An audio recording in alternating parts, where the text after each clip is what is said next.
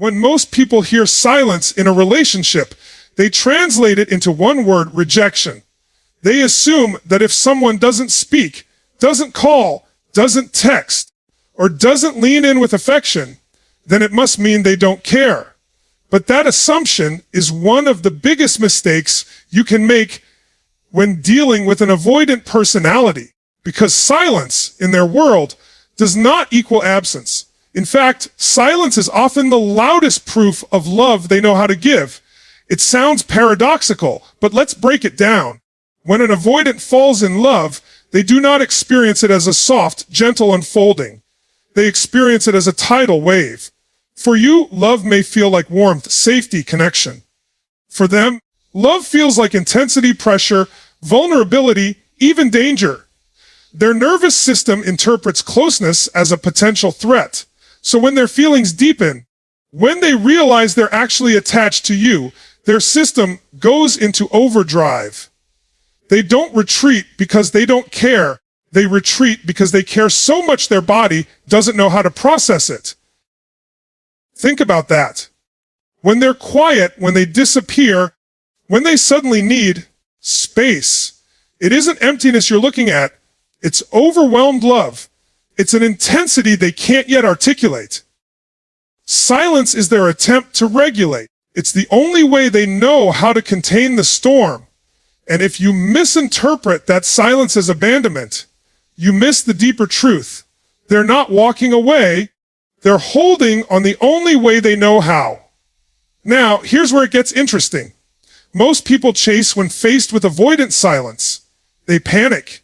They think, if I don't pull them back, I'll lose them forever. But what happens when you chase someone who is silent out of love? You push them further into overwhelm. You confirm the very fear they are running from, the fear of being consumed, controlled, or suffocated. The silence deepens, not because they don't love you, but because your reaction has reinforced their instinct to retreat. So what's the antidote? It's the exact opposite of what your instincts scream at you to do. You don't chase. You don't force. You don't demand. You learn to hold the silence without fear. You recognize it for what it is: a sign of love expressed in a language that doesn't sound like yours. And in that moment, you shift the power dynamic. Because now, instead of interpreting their silence as rejection, you begin to interpret it as intimacy expressed differently. That changes everything. And let me give you the philosophical depth of this: silence is not nothingness. Silence is not emptiness. Silence is space. And in space, things grow. A seed doesn't sprout if it's suffocated. It grows in soil, dark, quiet, unseen. That's what avoidant silence is. It's the soil where their attachment is trying to grow roots. But if you dig it up every 5 minutes to check if it's sprouting, you kill it. You need patience. You need trust. You need to see the invisible movement beneath the surface. Now, this doesn't mean you tolerate neglect. This doesn't mean you accept toxic avoidance where someone uses silence as punishment. Let's be clear. There's a difference between manipulation and regulation. The kind of silence I'm talking about here isn't the weaponization of distance. It's the struggle of someone who feels deeply but doesn't yet know how to show it. And if you can distinguish between the two, you'll begin to see silence not as a void, but as an overflow. Here's the shocking truth. Most people never hear an avoidant silence can be louder than anyone else's words. Because if they didn't care, there would be no need for silence at all. Indifference doesn't retreat. Indifference doesn't regulate. Indifference simply moves on. The very fact that they withdraw instead of walking away is proof that something powerful is happening inside of them. Silence is not the absence of love. Silence is the evidence of love they don't yet know how to express. And if you can understand that, you stop reacting in fear and start responding with wisdom. You stop seeing yourself as abandoned, and you start seeing yourself as chosen. Chosen by someone who loves you so much it terrifies them. That's not weakness. That's not rejection. That is love, raw and unpolished, asking for space to breathe. So the next time you face avoidant silence, don't let your mind rush to panic. Don't let your insecurities write the story for you. Instead, pause and remind yourself silence here is not absence. Silence here is overwhelmed love trying to find its voice. And if you can hold that truth without fear, you give the relationship something most people never give an avoidant: the space to transform silence into connection. Because sometimes the quietest moments hold the loudest declarations of love. When most people think about love, they imagine closeness. They think love is about holding hands, endless conversations, being together all the time, never wanting to pull away. But if you're dealing with an avoidant, you need to understand something that turns that definition upside down. Withdrawal, for them, is often their version of closeness. And I know that sounds contradictory, but listen carefully, because this shift in perspective could save you from sabotaging the very connection you're trying to build. Here's why. An avoidant's deepest fear is not rejection. Their deepest fear is being consumed. They fear that if they let themselves go all in, they'll lose their identity, their independence, their ability to breathe. That fear didn't just appear out of nowhere. It's rooted in their earliest experiences, in moments where closeness felt overwhelming, where depending on someone didn't feel safe, where vulnerability meant pain, not comfort. So when they finally feel deep affection for you, when they feel attachment rising up in their chest, their instinct isn't to lean in like most people. Their instinct is to lean out. And here's the shocking paradox: the moment they withdraw is often the moment they feel most connected. Their withdrawal isn't proof of less love. It's proof that love has reached a level intense enough to trigger their survival instincts. If they didn't care, they wouldn't bother pulling back. Indifference doesn't need space. But love, real raw love, activates the very defenses they built to protect themselves from pain. So think about what this means in real time. You're with someone avoidant. Things are going well. The intimacy deepens. You feel it. You think, finally, we're getting closer. And then suddenly, they go quiet. They cancel plans. They disappear for a while. And your mind screams, they're leaving. They don't care. It's over. But in reality, that withdrawal is not them falling out of love. It's them falling deeper into it. It's them stepping back, not because they want out, but because they're terrified of being all the way in. Most people don't understand this, and that's where everything breaks down.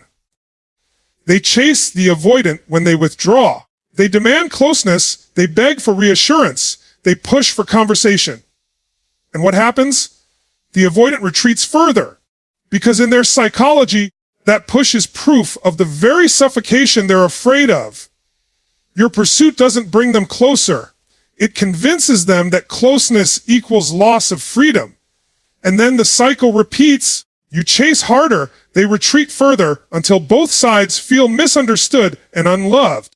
But if you can shift your perspective, if you can see their withdrawal as a distorted expression of closeness rather than a rejection, you immediately change the dynamic. You stop chasing. You stop panicking. You hold steady. And in that steadiness, you communicate something powerful. Your need for space doesn't threaten me. Your withdrawal doesn't make me insecure. I can love you without clinging. And when they feel that, that's when the avoidant begins to trust. That's when the walls start to crack. Because what they fear isn't love. It's losing themselves in love. Show them they can have both, and you unlock a deeper connection than most people ever experience. This isn't just psychology, it's philosophy. Think about the balance of opposites. Fire needs oxygen, but too much oxygen extinguishes it. A plant needs sunlight, but too much burns it. Love with an avoidant follows the same law. Closeness is needed, but in doses that allow space. Their withdrawal is not a denial of love. It's their way of balancing intensity with safety. If you fight it, you break the balance. If you respect it, you allow love to breathe. And here's the part that will surprise you most: withdrawal doesn't last forever. It's not permanent. For an avoidant, pulling back is like coming up for air. They need the space to breathe so they can engage without drowning. And if you can trust that rhythm, instead of resisting it, you discover that withdrawal and closeness are not opposites. They are part of the same dance. The pullback is simply the inhale before the exhale of connection. So don't misinterpret withdrawal. Don't let your insecurities write the story for you. Instead, recognize it as love in disguise. A fragile, unfamiliar love that doesn't yet know how to flow freely. And when you choose not to panic, when you choose to stand in strength instead of fear, you communicate something that an avoidant rarely feels: safety. And that safety is what allows them to come closer, not by force, but by choice.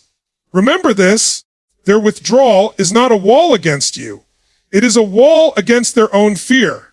And sometimes the greatest proof of love is not in how close they get, but in how carefully they step back to protect what they're feeling. Because when an avoidant withdraws, it isn't distance. It's love wrestling with fear, trying to find its balance. One of the most misunderstood behaviors of an avoidant partner is the way they seem to test the relationship without ever announcing they're doing it. They don't test you with words. They test you with silence. They test you with distance. They test you with what looks like indifference. But make no mistake, this is not because they want to hurt you or push you away permanently. It's because, for them, safety has to be proven before vulnerability can be offered. And their way of proving it isn't straightforward. It's subtle, often frustrating, but it's deeply revealing once you understand what's happening beneath the surface. See, most people think of love as a declaration. I love you. I'm here for you. You mean everything to me. But an avoidant doesn't trust words, not even their own. For them, words feel too risky, too exposed. Instead, they watch. They observe. They measure. They retreat to see if you'll come unglued, if you'll rage, if you'll panic, if you'll chase. Because here's the psychology at play. If you can't handle their silence, they believe you can't handle their soul. If you can't stay grounded when they step back, then how could you possibly handle the rawness of them stepping forward? That's why so many people fail this unspoken test. They take distance as rejection. They react with fear. They lash out, cling harder, demand answers. And in that moment, the avoidant silently concludes, I can't be safe here. If this small step back creates chaos, then opening my heart fully will destroy me. They're not testing your patience as much as they're testing the environment, testing whether their love can survive outside of their protective walls. Now here's the paradox. If you can remain calm when they retreat, if you can hold steady without chasing, without collapsing into insecurity, you communicate something powerful: safety. You tell them, not with words, but with presence, I am not threatened by your distance. I don't need to control you to feel secure. I'm here whether you're close or whether you need space. That, to an avoidant, is revolutionary, because safety is not proven to them by closeness. Safety is proven by how you handle their absence. This is where philosophy meets psychology. Every human being carries a tension between freedom and connection. Too much connection without freedom feels like suffocation. Too much freedom without connection feels like isolation. Avoidants lean heavily toward freedom because their nervous system equates connection with danger. So when they test, they are essentially asking, can I have both? Can I stay free and still be loved? Can I step back and not be abandoned? Can I show you my fear and still be chosen? Most people never answer those questions correctly because they react to the test instead of responding with awareness. They try to force closeness. They try to drag the avoidant back into the light. But what if instead of resisting the test, you respected it? What if instead of panicking, you realized this retreat isn't the end? It's the beginning of trust. Think about it. If someone withdraws and you chase them, you confirm their fear. But if they withdraw and you stay grounded, you disconfirm it. You prove that intimacy can exist without entrapment. You show that love doesn't mean losing freedom. And that's the key their nervous system has been searching for all along. And here's the empowering party. You don't need to beg them to open up. You don't need to demand their vulnerability. All you need to do is master your own response to their distance. Because when they see that their silence doesn't unravel you, they start to believe maybe, just maybe, their vulnerability won't either. So the next time you feel them pulling back, pause, breathe, remind yourself this isn't a rejection, it's a test. They're not asking, do you love me when I'm close? They're asking, do you still love me when I'm far? And if you can answer yes with your actions, not just your words, then the day will come when they inch closer, not out of obligation, but out of choice. Because that's the secret with avoidance. You cannot force their vulnerability, but you can create the conditions where it naturally unfolds. And those conditions are built in your response to their tests, not with fear, not with pressure, but with presence, patience, and strength. Remember this, when they pull away, they are not abandoning you. They are asking you silently, am I safe here? Can my love survive here? And if you can answer that without panic, without fear, then their test is not a wall. It's a doorway. And once they know the doorway leads to safety, they'll step through it. One of the biggest misconceptions about avoidance is that when they shut down emotionally, it means they don't feel anything. People look at their calm exterior, their flat tone, their lack of expression, and they think, see, they don't care. They're detached. But the truth is almost the exact opposite. Their shutdown isn't a lack of emotion. It's an overload of emotion. It's not emptiness you're witnessing, it's overflow. Think about how an electrical system works. When too much current runs through the wires, the circuit breaker flips to protect the house from burning down. It's not that the house went dark because there was no electricity. It went dark because there was too much. That's what happens inside the nervous system of an avoidant when intimacy gets intense. Their system flips the breaker. They go quiet. They shut down. Not because there's nothing happening, but because there's too much happening for them to process safely. Now, this is where most people misinterpret the moment and make critical mistakes. Instead of recognizing the shutdown as a form of self-protection, they see it as disinterest. They push harder. They demand conversation. They take the flatness personally. And in doing so, they make the avoidant retreat even further, reinforcing the very fear that caused the shutdown in the first place. Here's what you have to understand. Emotional shutdown is not the absence of love. It's the evidence of how deeply love is being felt. It's the nervous system's way of saying, this is too much, too fast, too overwhelming. And once you recognize that, you can stop misinterpreting their behavior and start responding with wisdom. Philosophically, this moment represents one of the greatest challenges in any relationship, the tension between expression and restraint. Some people, when they feel, they overflow outward. They cry, they talk, they pour their emotions everywhere. That's their release valve. But avoidants don't release outward. They implode inward. They contain, they suppress, they regulate by holding it all inside. And if you're not careful, you'll misinterpret their implosion as apathy instead of intensity. So what do you do in that moment? You don't chase. You don't try to pry them open with force. You don't demand immediate access to what they're feeling. Instead, you respect the shutdown as a necessary pause. You hold steady. You give them room to reset. Because the paradox is this: when you stop demanding their emotional availability, you create the safety that makes them more emotionally available. It's like trying to coax a frightened animal out of hiding. If you corner it, it panics. If you wait patiently, showing you're not a threat, Eventually it emerges on its own. The avoidance heart works the same way. Their shutdown isn't meant to push you out forever. It's their nervous system's way of retreating into a cave where they can breathe again. If you allow the process without judgment, you become the one place in their life where love doesn't feel like suffocation. Now, let's go deeper. Emotional flooding and avoidance is not just about the present moment, it's about memory. Their body remembers times when vulnerability led to rejection or shame. So when they feel too much, those memories get triggered. Their shutdown is a time capsule. It's their nervous system reliving old wounds. And your role, if you choose it, is not to break the capsule open, but to show them that this time is different. This time, closeness won't crush them. This time, emotions won't destroy the bond. This requires strength on your part.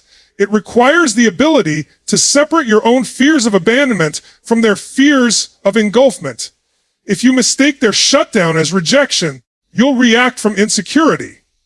But if you see it for what it really is, emotional overload, you'll respond with patience, with calmness, with groundedness.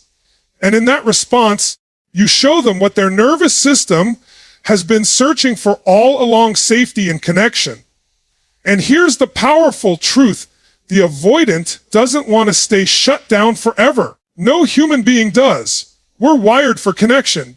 But for them, the path to connection is slower, more fragile, more delicate. Their shutdown is not the end of the story. It's just the intermission. And if you can hold steady through that intermission, the curtain will rise again. And when it does, you'll see their emotions return, often more deeply and authentically than before. So don't let the quiet fool you. Don't let the blank expression convince you of emptiness. Don't assume that because they look calm, nothing is happening inside. Often, the calm exterior is the mask covering the storm. And if you can respect the storm without fear, you become the anchor they didn't even know they were searching for.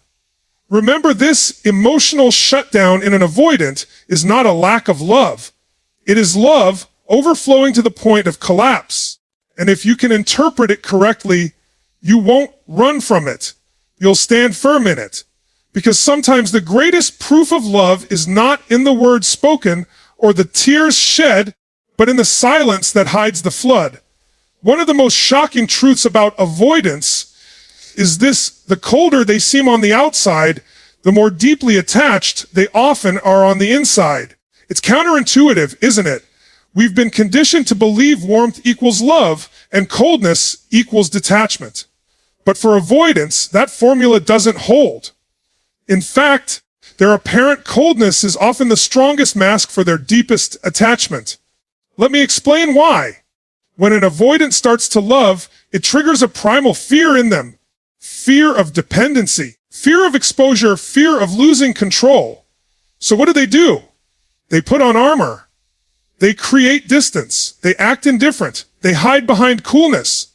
Not because they don't feel, but because they feel too much. That mask of coldness is not protection from you. It's protection from the intensity they feel for you. Think about it. If they truly didn't care, there would be no need for a mask at all. Indifference doesn't hide itself. It simply walks away. Indifference doesn't need to look cold. It doesn't need to act detached. It just is detached. But if someone is going out of their way to act distant, if they are working hard to appear unaffected, that effort itself is proof there's something they're trying to contain. The colder they look, the hotter the fire burning underneath. This is why so many people misread avoidance and sabotage the relationship. They take the mask at face value. They see the lack of expression, the quiet tone, the retreat into independence. And they say, that's it. They don't care. They're done. So they give up, or worse, they lash out in anger. And in doing so, they miss the truth that the coldness wasn't rejection, it was protection. Now, let's take this deeper. Philosophically, masks have always played a role in human life. In ancient theater, actors wore masks not to hide, but to reveal something larger than themselves. The mask was a symbol, a way of channeling something powerful. In the same way, the avoidance mask of coldness is not the absence of emotion, it's the containment of emotion too big to handle in its raw form. The mask is their survival strategy. It's their way of saying, I feel, but I can't show it yet. And here's the psychological kicker the avoidant knows on some level, that if they revealed their true depth of attachment too soon, it would terrify them. So they keep it under wraps until they feel safe enough to let it leak out. But the very act of masking is proof of the attachment. You don't guard something worthless. You guard what matters most. This means your role in these moments is not to rip the mask off. It's not to demand they show you everything right now. It's to recognize what the mask really means. It's to look past the coldness and understand that what you're really seeing is vulnerability in disguise. And when you respond with steadiness, with calmness, with presence, you communicate something their nervous system rarely feels. You don't need to hide here. You're safe. And over time, that safety is what allows the mask to fall away. Now, let me make this practical. Imagine you're in a conversation with your avoidant partner and they suddenly go flat. Their voice turns neutral, their face expressionless. You feel the wall go up. Your instinct might be to get louder, to demand reassurance, to accuse them of not caring. But what if instead you took a breath, stayed calm, and reminded yourself, this is not detachment, this is defense. And by not reacting in fear, by not escalating, you quietly communicate, I'm not afraid of your mask. I can handle your silence. I can stand steady while you find your footing. That is what disarms the mask. That is what makes them trust. Because here's the paradox. The mask of coldness is not built to keep you out forever. It's built to protect their heart until they know you won't shatter it. And if you can pass that test, not by force, but by presence, you'll discover the warmth beneath the cold. And when avoidance finally let that warmth show, it comes out raw, unfiltered, and real. So don't be fooled by appearances. Don't assume that distance equals disinterest or that coldness equals emptiness. Often, the ones who look most detached are the ones who care the deepest. The mask isn't proof of absence. It's proof of value. Remember this, when an avoidant looks cold, it isn't because they don't feel. It's because they feel so much they don't yet know how to show it. And if you can see through the mask, you'll realize you were never dealing with distance at all. You were dealing with love, hidden in disguise. Here's the paradox that throws almost everyone off. When an avoidant starts to truly love you, the first symptom you'll notice is not closeness, but distance. That feels backward. It feels wrong. Our culture has taught us that love should always look like pursuit, like affection, like endless expressions of desire. But for the avoidant, love doesn't start with pursuit, it starts with retreat. Their very first act of attachment is often to pull away. Why? Because love for them is not safe territory. It's foreign. It's loaded with danger signals. Their nervous system interprets deepening affection not as comfort, but as threat. The closer they get to you emotionally, the louder their alarms go off internally. It's not that they don't feel. It's that they feel so much, so fast, that their body tells them they need to step back. The retreat is not rejection. It's regulation. It's their way of keeping the fire from burning them alive. Most people misinterpret this and panic. They think, if they loved me, they'd stay close. If they cared, they wouldn't pull away. And so, when they see distance, they assume love is dying. But the truth is, for the avoidant, distance is how love begins. It's the awkward, clumsy opening step of their dance toward intimacy. It looks like a wall, but it's actually a doorway. Think about this philosophically in life. The things that carry the most value often come wrapped in paradox. Strength doesn't look like aggression. True strength is restraint. Freedom isn't the absence of structure. Freedom is found within boundaries. Love with an avoidant follows this same paradox. It doesn't begin with closeness. It begins with space. That space is not a void. It's an incubation chamber. It's where their love takes shape before it can safely emerge. Now, here's where your response becomes everything.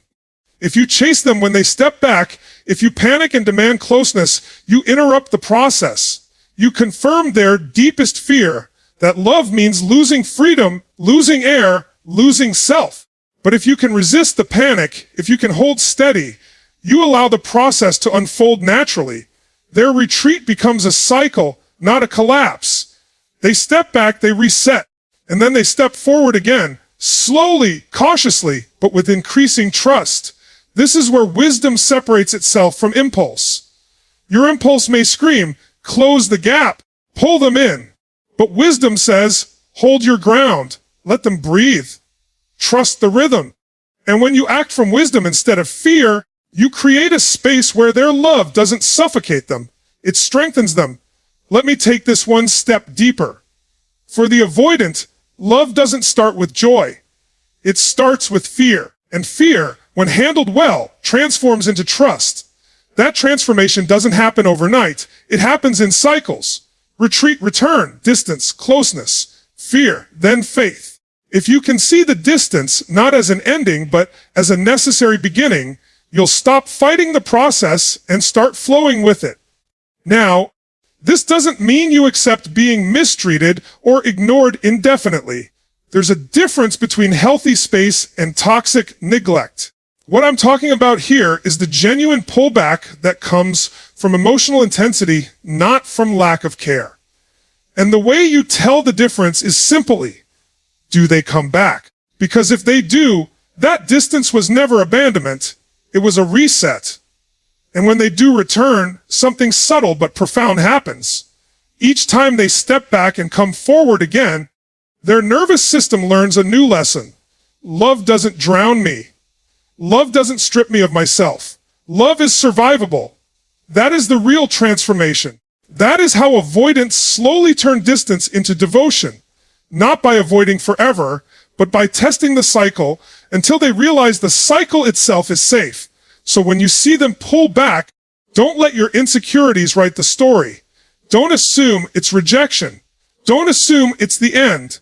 Instead, see it for what it is, a doorway into a love that doesn't follow the script you expected. It's a different rhythm, a different language, but it's love nonetheless. And maybe the greatest lesson here is this: love doesn't always look like what you were taught. Sometimes it wears the mask of distance. Sometimes it begins with silence. Sometimes it hides behind fear. But if you have the eyes to see it and the strength to hold steady, you'll discover that what looked like distance was actually devotion learning how to walk. So remember this, with an avoidant, love doesn't knock on your door with flowers and grand declarations. It often shows up first as retreat. Don't confuse the retreat for rejection. It's not the end of love, it's the birthplace of it. Because sometimes the first step love takes isn't forward, it's back.